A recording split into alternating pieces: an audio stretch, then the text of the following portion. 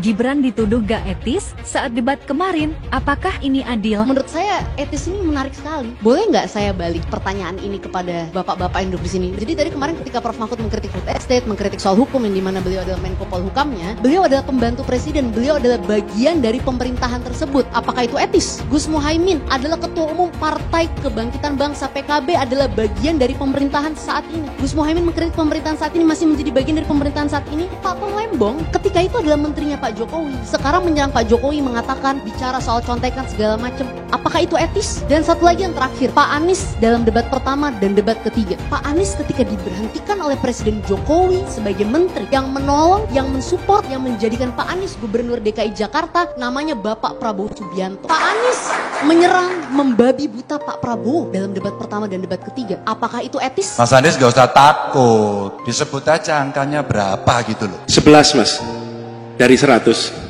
Kita menyaksikan Gus Imin menjaga marwah debat. Gus Imin menyampaikan substansi. Tidak perlu banyak atraksi, karena memang substansinya udah bagus. Kalau substansinya lemah, nah baru atraksi itu dipakai untuk nutupin kelemahannya. Bapak semalam ini Gus Imin nilainya berapa? Iya, kemarin pelukan sama Apa? Gus Imin. Nilainya berapa? Pelukan sama Gus Imin kayaknya. Saya kasih 11. 11 dari 10. Nomor 1 dan tim suksesnya sering menggaungkan LFP, lithium ferrofosfat. Saya nggak tahu ini pasakan nomor 1 ini anti nikel atau gimana. Mohon dijelaskan. Bagaimana Gus? Cukup? Saya jelaskan juga nggak apa-apa. Lithium ferrofosfat itu sering digaungkan Pak Tom Lembong itu. Lithium Ferrofosfat. Tenang Pak Gibran, semua ada etikanya, termasuk kita diskusi di sini bukan tebak-tebakan definisi, tebak-tebakan singkatan. Jangan-jangan kalau kita tebak-tebakan definisi di sini, saya ragu kita ini levelnya SD, SMP, atau jangan-jangan ijazah kita palsu semua di sini. Ini yang mengagetkan. Jadi kalau tebak-tebakan, ya bukan di sini levelnya. Di sini adalah kebijakan kita untuk memimpin negara. Prinsipnya sederhana. Semua kembali kepada etika Pak Gibran. Etika, sekali lagi etika. Ini agak aneh ya. Yang sering ngomongin LFP itu tim sesnya, tapi cawapresnya nggak paham LFP itu apa.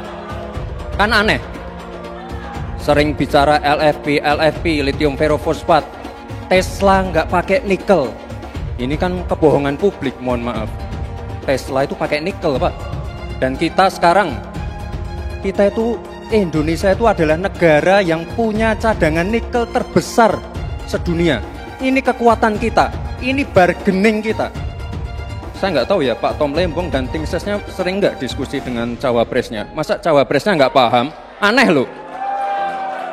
Untuk Anies Baswedan, ya Nis ya, denger nih. Sebaiknya kau itu jangan terlalu banyak ngomong, jangan terlalu banyak menyindir-nyindir orang, jangan terlalu selalu melihat kesalahan-kesalahan orang, seolah kau yang udah paling benar. Semakin kau banyak ngomong, omongan kau itu blunder. Kau sendiri gak ngerti apa yang kau omongin. Sekarang A, besok berubah B. Sebaiknya kau tunjukkan kinerja kau aja, prestasi kau aja apa. Walaupun kau udah jadi gubernur gagal di DKI 5 tahun, nah jangan kau bikin juga gagal Indonesia ini. Ya, manusia yang terlalu banyak ngomong seperti kau itu adalah ciri-ciri manusia munafik. Manusia munafik sangat dibenci oleh Allah Subhanahu wa taala. Apabila berjanji dia ingkar dan berkata dia dusta. Ya, orang yang banyak bicara biasanya tidak bisa bekerja. Paham itu ya Anies Baswedan? Banyak yang ngajak aku buat dukung Pak Anies di Pilpres ini, tapi aku tolak karena jujur aku kurang seret sama rekam jejaknya sih. Loh, kok bisa? Di sini kita bahas berdasarkan data ya. Kalau menurutku dari janji-janji utama Pak Anies pas kampanye jadi gubernur DKI, hasilnya ternyata justru mengecewakan sih. Misal program rumah DP 0 rupiah. Dari target awal 200.000 unit hunian sampai akhir beliau menjabat yang dibangun cuma 2.000-an unit, alias cuma 1% dari target awal. Dan yang awalnya dikhususkan untuk yang berpenghasilan 7 juta ke bawah, ujungnya yang bergaji 14 juta pun juga juga boleh beli. Udah gitu, pengadaan lahannya juga kena kasus korupsi ya. Lalu program OKOC, hasilnya juga nol besar ya. Loh tapi OKOC kan programnya Pak Sandi Bang. Nggak ada dulu namanya program wakil. Yang ada ya program gubernur. Dan di saat beliau selalu menekankan soal keberpihakan, faktanya beliau malah menghabiskan triliunan buat balapan Formula E yang menurutku cuma bisa dinikmati segelintir masyarakat menengah ke atas. Dan yang paling bikin aku khawatir, Pak Anies juga punya rekam jejak untuk menghentikan program Pak Jokowi ya. Misal Balai Kota Jakarta yang di zaman Pak Jokowi terbuka untuk pengaduan masyarakat, sama beliau malah ditutup. Juga program normalisasi sungai Pak Jokowi diubah jadi naturalisasi, dan pengerjaannya pun mandek ya. Mungkin karena hal-hal seperti ini juga yang bikin beliau dulu diberhentikan sebagai menteri oleh Pak Jokowi. Kita harus beretik dengan benar, ya, jujur. Apa yang kita katakan itu ya yang ada di hati kita. Jangan lain di mulut, lain di hati. Dan harus cinta tanah air. Jangan karena ambisi pribadi kita menyesatkan rakyat. Tapi dalam kenyataannya Pak, ketika Bapak memimpin di Kementerian Pertahanan, banyak orang dalam pengadaan alutsista, PT Teknologi Militer Indonesia, Indonesia Defense Security, lalu orang dalam pengelolaan food estate. Lalu ada kejadian-kejadian di mana kita semua menyaksikan ketika ada pelanggaran etika dan Bapak tetap jalan terus dengan cawapres yang melanggar etika. Artinya ada kompromi atas standar etika. Standar etika ini fakta. Dan kemudian dalam pidato Bapak mengolok-olok tentang penting etika. Saya tidak tega untuk mengulanginya. Pertanyaannya, apa penjelasan Pak Prabowo soal itu semua? Saya menilai, maaf ya, karena Anda desak saya terus terang aja saya menilai Anda tidak pantas bicara soal etik. Itu saja. Saya merasa bahwa Anda itu posturing ya, Anda tuh menyesatkan. Itu aja ya. Saya boleh berpendapat kan? Saya menilai Anda tidak berhak bicara soal etik karena Anda memberi contoh yang tidak baik soal etik. Terima kasih. Fenomena ordal ini menyebalkan. Di seluruh Indonesia kita menghadapi fenomena ordal. Ada ordal di mana-mana yang membuat meritokratik nggak berjalan, yang membuat etika luntur. Dan ketika fenomena ordal itu bukan hanya di masyarakat, tapi di proses yang paling puncak terjadi ordal, maka rakyat kebanyakan, dan ini saya rasakan beberapa waktu yang lalu, beberapa orang guru berjumpa dengan saya dan mereka mengatakan, Pak, di tempat kami pengangkatan guru-guru itu mendasarkan ordal. Kalau tidak ada ordal, tidak bisa jadi guru, nggak bisa diangkat.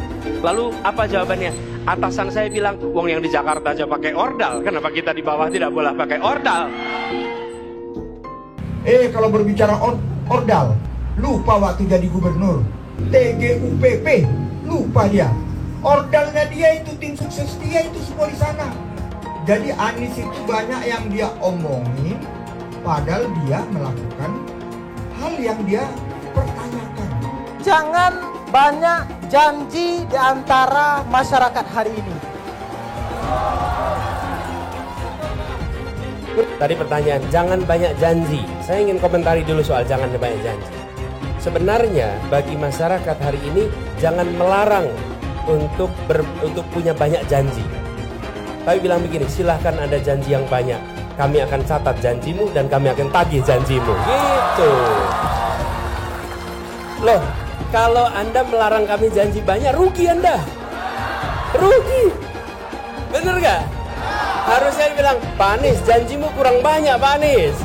Janjinya ditambah, nanti kami tagih janjimu. Begitu. Jangan slogannya dibalik. Jangan banyak janji. Loh, kok jangan banyak janji? Buat saya baik-baik aja itu. Tiap 5 tahun kan mau maju pemilihan. Ya. Nah ini musim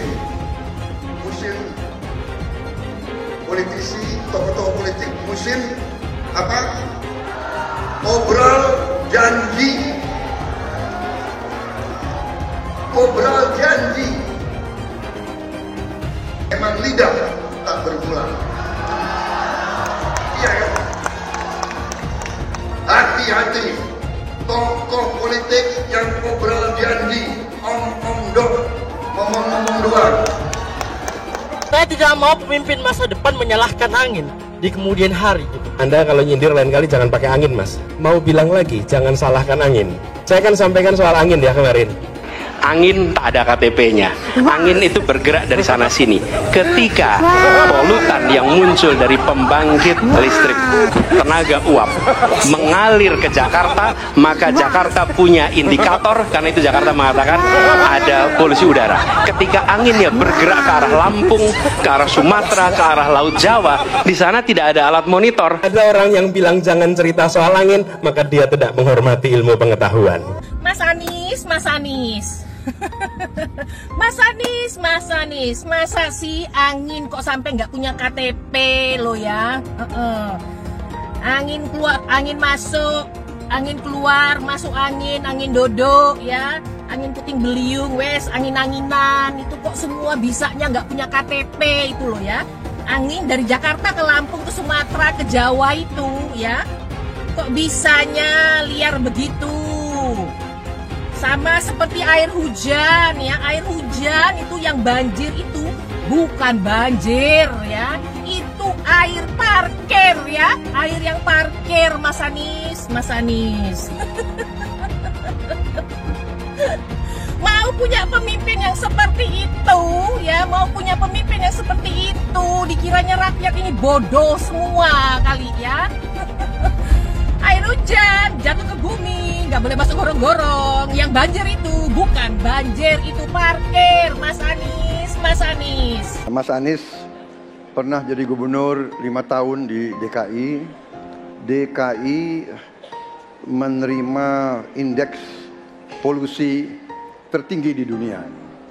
Bagaimana dengan anggaran 80T, Pak Anies sebagai gubernur tidak dapat berbuat sesuatu yang berarti untuk mengurangi polusi. Terima kasih. Polusi udara tak punya KTP. Angin tak ada KTP-nya. Angin itu bergerak dari sana sini. Ketika polutan yang muncul dari pembangkit listrik tenaga uap mengalir ke Jakarta, maka Jakarta punya indikator, karena itu Jakarta mengatakan ada polusi udara. Ya susah kalau kita menyalahkan angin dari mana saja ya. Kalau kita dengan gampang menyalahkan angin, hujan dan sebagainya, ya mungkin tidak perlu ada pemerintahan kalau begitu, ya. Mas Anies, Mas Anies.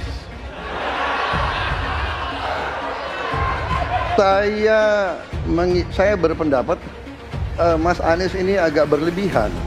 Mas Anies mengeluh tentang demokrasi ini dan itu dan ini. Mas Anies dipilih jadi gubernur DKI menghadapi pemerintah yang berkuasa. Saya yang mengusung Bapak.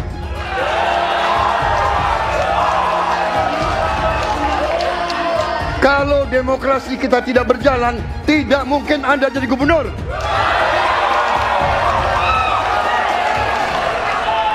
Kalau Jokowi diktator, Anda tidak mungkin jadi gubernur. Saya waktu itu oposisi, Mas Anies. Anda ke rumah saya, kita oposisi, Anda terpilih. Tujuannya bukan semata-mata tentang mentiadakan kekerasan. Karena damai itu bukan tiada kekerasan, damai itu ada keadilan. Itu prinsip utamanya, bahwa yang harus dihadirkan bukan tidak ada kekerasan, tapi keadilan. Tunggu dulu, aku mau jawab.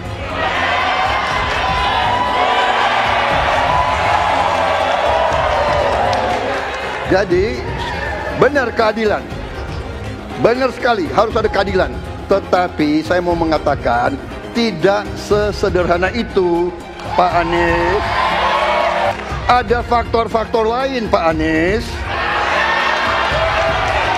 Ada faktor geopolitik, ada faktor ideologi. Inilah yang masalahnya tidak gampang, ya. Tetapi saya pendapat kita harus tegakkan keadilan. Kita harus dialog. Ini masalah bangsa. Ini harus kita, semua kekuatan harus kita rangkul. Untuk semua rakyat Indonesia dan salam hormat kepada agama lain, yang mana saya adalah dulunya pendukung Anies Baswedan sebagai calon Presiden Republik Indonesia, 100% mendukung Bapak Anies. Tapi ternyata setelah tahu dia mendukung dengan adanya Rohingya masuk ke Indonesia, maka dengan ini kami 100% membatalkan niat itu. Dan perhatian kepada seluruh rakyat Indonesia, bila Anies jadi presiden memang bahaya. Berarti Indonesia nanti akan penuh dengan Rohingya. Ini adalah ucapan sendiri di video Bapak Anies Baswedan yang telah kita lihat sendiri. Maka dari itu, hati-hati, batalkan untuk mendukung Anies Baswedan. Hancur Indonesia ini, karena dia mendukung dengan adanya masuknya Rohingya. Karena bila dia jadi presiden, berarti hancurlah kita semua rakyat Indonesia. Hancur. Jangan didukung Anies Baswedan, berbahaya. Rohingya pasti menemui Indonesia. Apa yang bisa diharapkan dari Anies? Nggak ada. Jakarta amburadul, mimpin Jakarta aja amburadul, apalagi mimpin Indonesia. Anies itu perbual. Kayak mana apa karena perbual itu? Pembohong. Pembohong itu Anies itu. Gak usah dengar itu. Nggak layak jadi pemimpin. Apalagi jadi presiden. Di Jakarta aja kamu tengok itu amburadul. Di Jakarta tingkat kemiskinan tinggi. Pembangunan apa yang bisa dibangun Jakarta? Satu puskesmas pun bangunnya nggak ada. Masjid aja nggak ada dibangun. Mau ibadah. Di mana-mana kelebihan bayar. Apa yang bisa dibangun Anies? Satu aja nggak ada. Satu saja tunjukkan apa yang bikin Anies dibangun di Jakarta. Ganjar belum kampanye saja tetap di atas, apalagi sudah kampanye. Anies yang sudah keliling Indonesia, yang naik jet pribadi, keliling, jangankan naik, makin nyungsep ke bawah. Nah, masyarakat sudah tahu siapa Anies. Anies, siapa belakangnya? Oligarki, satu. HTI, FPI. Masyarakat Indonesia bukan cari orang Yaman. Indonesia cari nyaman. Anies ini keliling-keliling Indonesia mau ngapain sih? Bingung saya ngelihat. Menawarkan perubahan tapi tanpa konsep dan gagasan. Apa yang mau dirubah dan perubahannya seperti apa? Apakah akan merubah negara Pancasila menjadi negara khilafah juga nggak jelas. Jadi perubahan apa yang mau ketawarkan nih? Jadi jangan berharap dapat lotre lah nih tiba-tiba jadi presiden Indonesia. Nggak, Indonesia ini terlalu luas, terlalu besar. Jangan bermimpi lah. Bicara ke sana ke sini keliling Indonesia seolah-olah paham dan mengerti masalah negara. Lawang jadi gubernur aja 5 tahun kamu nggak ngerti masalah Jakarta. Apa yang kamu lakukan dengan Jakarta? Nggak ada nih, nggak ada. Masalah Jakarta segitu banyak tak satu pun yang selesai. Yang ada malah kerusakan bertambah. Anies hendak jadi presiden, hendak mengadakan perubahan. Perubahan apa nak kau buat? Nak kau balik Indonesia ini telontang jadi telangkup. Yang sudah maju dipandang mata dunia, hendak kau manakan lagi? Apa yang makanya kalau nak baca itu pidato tuh, hendak merubah Indonesia, sebutkan apa yang hendak dirubah. Jangan kata rubah ado, tapi yang hendak dirubah tak ado. Serupa dengan rekam jejak. Lihat rekam jejak. Apa rekam jejak kau di Jakarta? Apa yang kau jaga di Jakarta? Bukan yang ada kalau jaga di Jakarta kau bilang rekam jejak, seakan pidato dulu rekam jejak saja. Gaya orang nangkuk kau bodoh-bodoh saja, orang nak pidato kau pembodoh-bodohan. Kau anggap orang Indonesia ini bodoh semua, yang pintar orang Yaman. Yaman. Nantau kau Yaman kalian nantau. Bila ingin melihat apa yang akan dilakukan seseorang ke depan, maka lihatlah rekam jejaknya. Karena rekam jejaknya adalah prediktor terbaik untuk masa depan. Pemilihan Gubernur DKI Jakarta yang kemudian memenangkan Saudara Anies Rashid Baswedan sebagai gubernur saat itu juga tidak lepas dari peran dan kedudukan dari HTI maupun FPI yang saat itu dianggap punya peran sentral dalam memenangkan Anies Baswedan. Hak konstitusional itu dirampas oleh rejim Jokowi. Kemudian ketika bergulir kekuasaan baru, ada presiden baru, dan Hizbut Tahrir Indonesia dan Forum Pembela Islam menuntut kembali haknya, hak konstitusionalnya. Dan kalau Partai Nasdem mau konsisten ya dengan dua narasi ya, narasi perubahan dan narasi restorasi, dia harus merestorasi hak konstitusional HTI dan FPI yang pernah dirampas. Dan kemudian ketika mereka berkuasa, presiden yang didukung Nasdem itu berkuasa, dikembalikan, direstorasi gitu loh. Lah ini wajar. Jadi SKB HTI dikembalikan, ya SKTFPI dikembalikan, kemudian kita hidup damai, HTFPI dikasih porsinya. Apa porsi HTFPI? Pengen ada kadernya jadi menteri. Apa sih salahnya kita umat Islam mengatur negeri ini dengan syariah kita. Belum lama ini ada kabar yang seram terkait ormas terlarang yang selama ini dikabarkan dekat dengan Anies Baswedan. Akan ada tuntutan besar-besaran kepada Anies untuk memulihkan kedua organisasi tersebut yang sekarang sudah dicap terlarang. Maksudnya, jika Anies jadi presiden, dia kan akan punya kewenangan untuk kembali memberikan izin pada ormas terlarang itu. Karena mereka ini sudah berjuang habis-habisan untuk mendukung Anies. Gimana kalau Anies menolak tuntutan itu? Tentu akan ada demo besar-besaran.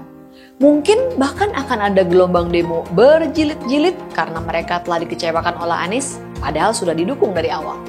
Ini mengingatkan kita pada fakta bahwa dua ormas ini dulu juga getol mendukung Anies pada Pilgub Jakarta 2017 yang lalu. Mereka memobilisasi massa dengan menggunakan politik sara, sehingga akhirnya Ahok kalah karena gempuran kekuatan politik identitas itu. Saya mensyukuri kenapa kalah, kenapa ditahan. Saya bersyukur atas itu semua. Saya coba bayangkan ya, kalau seandainya waktu itu kita menang gitu ya, hari ini belum tentu kita bisa nikmati seperti ini. Kita bersyukur 5 tahun Tuhan izinkan kasih ke orang yang pintar ngomong untuk kerja. Coba kalau kita bayangkan gitu ya, kalau kemarin saya masih jadi gubernur, ini saya udah turun ini. Tapi yang pintar ngomong itu dikira orang hebat kan? Ini lebih berbahaya tahun 2024, langsung ketahuan karakternya. Langsung ketahuan itu. Di saya juga ada kutipan Pak di kamar saya Pak. Tulisannya, Jakarta telah mengambil keputusan yang fatal. Jangan sampai bapak politik identitas justru menang dengan cara menipu umat Kristen. Jadi kalau sekarang umat Kristen mendukung Anies, mereka akan membayar mahal kerelaannya untuk menukar iman hanya untuk kepentingan sesaat.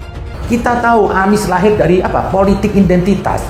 Yang dia dulu melabeli kafir semuanya kepada yang non-muslim. Saya mintalah kepada muslim yang waras dan kepada kelompok minoritas. Janganlah Anda memilih pemimpin yang berkarakter seperti Anies. Elektabilitasnya Anies merosot ya seiring mulai terkuaknya kontroversi dari kepemimpinan Anies di Jakarta. Gen Z juga tahu kalau Anies adalah sosok yang didukung kelompok intoleran yang membuat Pilgub DKI 2017 menjadi sangat kotor. Politik identitas yang mengarah ke perpecahan seperti yang dikeluarkan pendukungnya Anies, yaitu Kadrun bin Kampret. Kafir lah, laknat lah, PKI lah, ya cuma itu doang kemampuannya. Itulah pendukung Anies. Jangan pernah takut melawan Kadrun yang cuma pengen Indonesia hancur. Presiden kita ini memecah belah umat. Kalau punya jejak pernah memecah belah umat, jangan dipilih. Kita lihat apakah pemimpin kita, calon pemimpin kita ini ya pernah menggunakan agama sebagai alat untuk memenangkan kepentingannya atau tidak. Kalau agama diperalat untuk merebut kekuasaan, jangan dipilih. Sekali lagi, kalau ada calon pemimpin yang punya rekam jejak memperalat agama untuk kepentingan politiknya, jangan dipilih. Maka kalian pendukung saya, haram hukumnya membawa isu sara. Haram hukumnya.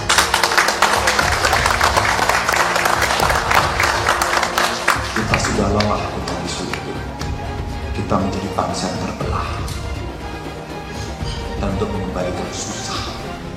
Bapak politik identitas Indonesia Anies Baswedan, Bapak intoleransi Indonesia Anies Baswedan. Jangan lupakan, jangan terlena, jangan sampai dia pecahkan kita dengan dagangan ayat dan mayatnya. Air itu turun dari langit, turunnya ke atap rumah langsung sumur bor, bukan ke sungai dan ke laut. Saya ingatkan, jangan ada lagi politik identitas. Jangan ada lagi politisasi agama. Penjajahan di depan mata itu di Jakarta. Kita semua pribumi ditindas, ini saatnya kita menjadi tuan rumah di negeri sendiri. Saya bilang, Nis, ente nggak bisa jadi presiden. Kenapa? Karena presiden adalah orang Indonesia asli, saya bilang. PKI yang kita harapkan, Anies Baswedan yang begitu jelas Islamnya. 4 tahun 8 bulan jadi gubernur. Mana peraturan pergub saja yang melarang miras? Mana perda Islam apalagi? Yang akhirnya tidak berani juga menegakkan hukum. Banjir tetap banjir, macet tetap macet. kriminalitas Jakarta. Anda tahu, 2 menit sekali terjadi pencurian. Sekarang orang sedang euforia, dia mau dicapreskan. Bagaimana umat terjebak lagi, bodoh lagi, masuk lagi. Kalau misalnya memang Anies itu mau maju dan dia tekad mau menegakkan hukum Islam dan menyatakan perlawanan, saya setuju. Tapi dia tidak lakukan itu. Jangan hanya konsentrasi pada pembangunan benda-benda mati yang indah difoto dan bisa ditunjukkan dalam 5 tahun hasilnya. Kalau kita mau menilai sebuah janji, maka lihat janjinya, lalu lihat kenyataannya. Dulu janjinya apa ya? Dan ini aneh, betul-betul aneh. Ini bukan kampanye, tapi saya sampaikan sini. Di satu sisi menyiapkan jalur-jalur air untuk dikirim ke laut, di sisi lain di lautnya dipasang dengan pulau reklamasi, tinggal tunggu waktu jadi rock, air balik. Dan ini melawan sunatullah. Kenapa? Air itu turun dari langit ke bumi, bukan ke laut. Harusnya dimasukkan ke dalam bumi, masukkan tanah. Di seluruh dunia air jatuh itu dimasukkan ke tanah, bukan dialirkan pakai gorong-gorong raksasa ke laut. Jakarta telah mengambil keputusan yang fatal. Bukan banjir, itu memang parkir air. Bukan banjir, itu memang parkir air. Masyarakat berkeliling dengan membawa toa untuk memberitahu semuanya, termasuk sirine. KAI-BON 82 miliar. Apa alat transportasi yang dimiliki oleh hampir setiap orang? Alat transportasi yang dimiliki semua orang adalah kaki. Kalau seandainya orang Jakarta percaya Pak Anies jadi gubernur pun, saya berani jamin kok dia akan lakukan normalisasi yang sama seperti saya lakukan kok. Nggak usah bohong lah. Ketika air sampai di muara, maka siap untuk dipompa ke laut. Pancasila Soekarno, ketuhanan ada di pantai. Anak Tuhan dari mana? Kalau Yesus anak Tuhan, bidangnya siapa? Besok di seluruh wilayah Indonesia kami katakan damai. Iblis hanya menggoda orang yang beriman. Makanya jarang-jarang orang kafir kerasukan setan. Yang kerasukan setan itu orang baik-baik. Jarang, saya belum pernah nengok Cina kerasukan setan. Pernah tak Ahok itu kerasukan setan? Enggak, setannya juga. Karena sesama setan dilarang saling menggoda. Karena di salib itu ada jin kafir. Haleluya. Kepalanya ke kiri apa ke kanan?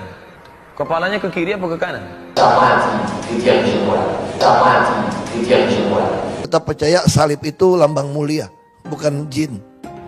Kok ketawa? Aku nggak nyindir siapa-siapa loh. Saya nggak pernah mundur untuk kebenaran, keadilan, kejujuran dan peri kemanusiaan. Gue nggak pernah mundur. Dan gue nggak pernah takut juga sama lu. Siapapun yang rasis, gue akan hadapin. Karena rasis itu tidak berperi kemanusiaan. Sama saya ditanya dulu kan, kamu nyesel nggak statement kamu di Pulau Seribu sehingga masih masuk penjara? Tidak pernah nyesel. Karena saya mengatakan kebenaran. Hai semua, dengan saya Jonas Leong. Terima kasih banyak buat kalian, penonton setia yang selalu menonton di channel ini. Saya secara personal sangat menghargai waktu kalian. Dan saya sudah menganggap kalian sebagai family karena kalian selalu support di channel ini. Bagi kalian yang selalu menuliskan opini kalian di kolom komen, saya baca komen kalian satu persatu. Saya baca komen kalian untuk mengetahui opini kalian, tanggapan kalian, dan masukan kalian sangat berguna untuk video selanjutnya. Terima kasih banyak buat kalian yang selalu menekan tombol like di awal video. Video seperti ini membutuhkan waktu dan juga research. Dan ini semua gratis untuk kalian. Jadi pastikan kalian menekan tombol like-nya, supaya saya mengetahui kalian menyukai konten yang saya bagikan. Kalaupun Prabowo terus mengklaim bahwa hanya dialah yang mirip dengan Jokowi, ya itu kan klaim aja. Saya aja bisa kok klaim kalau saya mirip dengan Tom Cruise. Tapi itu kan klaim. Orang lain pasti banyak yang nggak setuju. Saya sendiri heran dengan banyak orang yang menyamakan Prabowo dengan Jokowi. Sama apanya? Secara karakter itu udah jelas beda. Secara sifat juga beda. Pak Jokowi orangnya dingin, bisa menahan emosi, sedangkan Prabowo meledak-ledak dan temperamental. Dari situ aja kita bisa melihat perbedaan yang begitu besar dari seorang Prabowo dan Jokowi yang jelas nggak akan sama. Perbedaan karakter dan sifat inilah yang nggak mungkin bisa disamakan antara Jokowi dan Prabowo. Kalau misalnya Prabowo sekarang sibuk muji-muji Jokowi terus? Itu karena dia ingin memanfaatkan nama Jokowi yang tingkat kepuasannya tinggi supaya dia itu menang. Itu aja. Nanti kalau sudah menang juga seperti kata peribahasa, habis manis sepah dibuang. Lagian kalau Pilpres 2019 Pak Prabowo yang menang, pertanyaannya, maukah dia merangkul Jokowi seperti Jokowi merangkul Prabowo sekarang? Saya rasa sih enggak ya. Pak Prabowo itu tipikal orang yang enggak mau kalah. Perhatikan aja waktu dia kalah di Pilpres 2019, ngamuknya kayak apa? Sehingga pendukungnya bikin kerusuhan di depan KPU dan akhirnya jatuhlah korban jiwa. Itu logika sederhana. Dimanapun dalam sebuah instansi, ketika terjadi pergantian pucuk pimpinan, pasti akan diikuti pergantian gerbong besar-besaran. Wajar aja, karena untuk menjalankan sebuah organisasi, orang-orangnya harus yang sudah dikenal dengan dekat, bukan orang-orang yang baru mendekat. Memangnya Pak Prabowo mau ketika dia berkuasa nanti di sampingnya ada seorang Jokowi? Nehilah. Prabowo juga paham bahwa matahari kembar dalam kekuasaan itu merepotkan. Maka yang akan disingkirkannya pertama kali tentu orang-orang Jokowi yang sekarang membantu dia. Dan menggantinya dengan orang-orang kepercayaan Prabowo yang selama ini bersama dia. Bagaimana bisa memimpin negara kalau emosi presidennya sesuai dengan mood pribadinya dia? Bahaya sekali. Kalau nanti ada ketersinggungan sedikit di dalam hubungan antar negara misalnya, bisa-bisa nanti sibuk perang terus. Lah, belum jadi presiden aja, Prabowo sudah keluar sifat aslinya ngatain Anies, goblok, tolol, hanya karena tersinggung waktu dihajar di debat. Prabowo jelas bukan Jokowi. Itulah kenapa 2 periode di Pilpres 2014 dan 2019 saya tidak milih Prabowo. Selain rekam jejaknya yang kelam dengan pelanggaran hak asasi manusia, juga keterkaitan Prabowo dengan Orde Baru, emosi Prabowo yang tidak stabil itulah yang mengerikan buat saya. Kebayang gak sih kalau misalnya Prabowo berkuasa, maka akan terjadi pergantian besar-besaran orang-orangnya Jokowi, mulai dari Kapolri, Panglima TNI, bahkan menteri-menteri. Komisaris-komisaris yang sekarang mendapatkan jabatan di era Jokowi tentu akan digantilah dengan orang-orangnya Prabowo. Kalaupun mereka masih dikasih jabatan komisaris, ya dicucu perusahaan saja biar pada nggak ribut semua. Saya dulu milih Jokowi karena melihat bahwa Jokowi punya pandangan luas ke depan bagaimana Indonesia bisa maju dengan pencapaian ekonomi dan kemampuan adaptasinya Jokowi dengan teknologi. Kadang terlihat gemoy, tapi sebenarnya dalam dirinya itu ada sumbu pendek yang akan menyala ketika dia merasa tidak suka. Dan perbedaan paling besar antara Jokowi dan Prabowo adalah cara pandangnya terhadap Indonesia ke depan.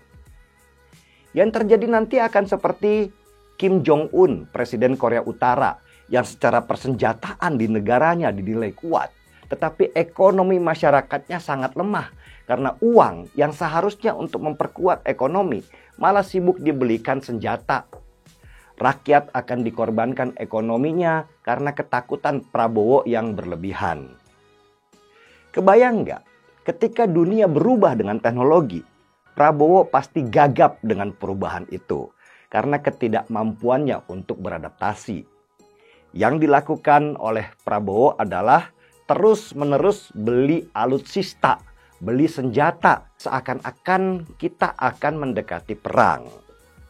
Dan dampak untuk mengamankan ekonomi yang lemah nanti, apalagi selain pajak juga nanti akan dinaikkan setinggi-tingginya.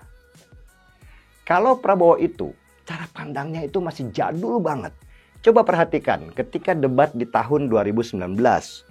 Prabowo bahkan gak ngerti dengan konsep unicorn dan hanya bisa menjawab, yang online-online itu ya. Itu menunjukkan Prabowo tidak mampu beradaptasi dengan situasi saat ini, apalagi dengan situasi di depan nanti.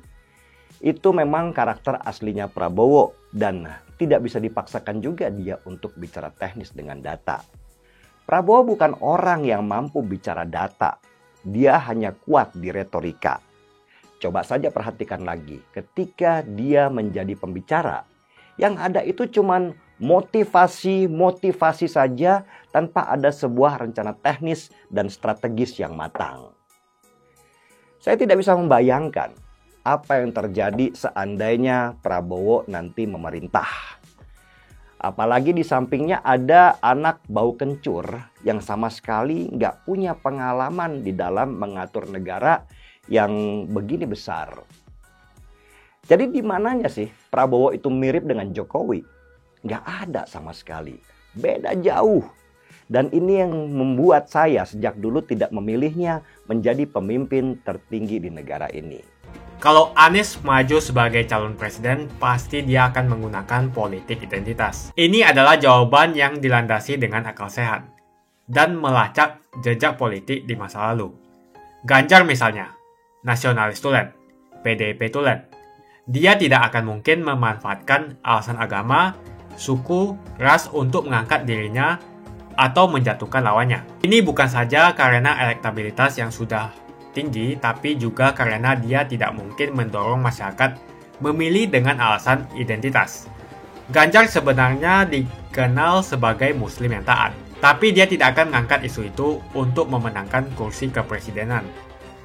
Prabowo apalagi, keluarganya pun multi agama. Dengan kata lain, mengingat Jokowi yang sudah tidak maju lagi, kali ini hampir pasti Pak Prabowo tidak akan menggunakan politik identitas agama. Jadi, kemungkinan satu-satunya yang menggunakan politik identitas adalah hanya Anies Baswedan. Pertanyaan itu lantas saja menimbulkan amarah di kubu Anies, salah satunya dari kelompok khilafah.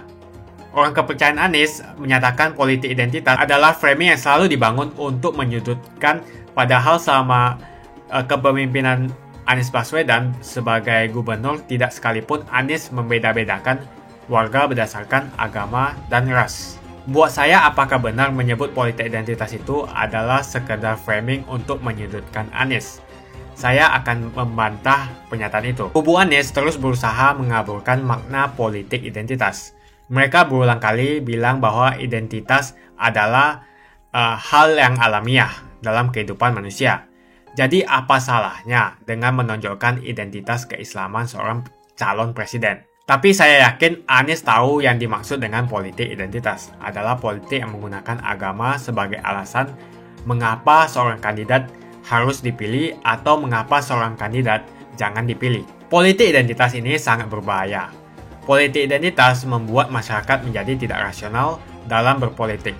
Yang menjadi faktor utama dalam politik identitas adalah agama.